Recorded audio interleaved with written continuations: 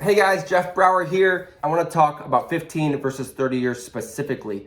So a lot of people might think, okay, the 15 year, it's the interest rate's a little bit different. I'm going to be paying less interest in the long run. They will look at the numbers because when you apply for a mortgage, your lender will give you an estimate and they'll put this amortization schedule together, send it to you, and they will give you a figure that shows you the lifetime interest that you will pay on that loan. The numbers are true. You will pay more in interest if you have a 30-year loan. Obviously, you're going to be paying on that for a lot longer time. You're borrowing the money for a lot longer time, so it makes more sense. I will say, and I'll put a stake in the sand right now saying 30-year is the way to go. If you have a 30-year, you are locked in at a lower payment for 30 years. You can always pay more.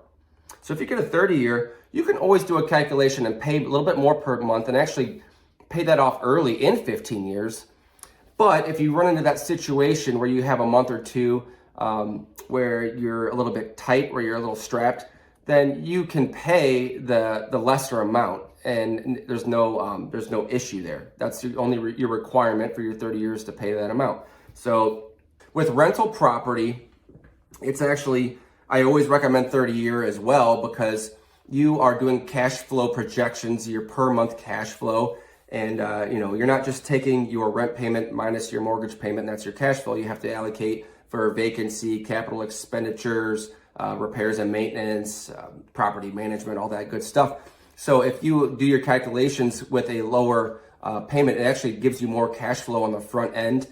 And the more cash flow, I'm always of the thought process, since interest rates are fairly low, they were 3-4%, now they're around the 7% range. But you can use those, you can do those calculations and know what your cash flow is going to be. And your cash flow will be higher if you have a 30-year loan. And then you can, save that cash flow and accumulate more rental properties with the cash flow that you're saving. If you think about it like that, I'm always of the mindset that cash flow is king. The more cash in my pocket, the better. So when I'm buying a property, I'm doing everything to minimize my down payment, and a cash on cash return is what I'm looking to maximize. So 15 versus 30 year, I always recommend going with the 30 year in case you ever get into a pinch, and you can always pay it off earlier.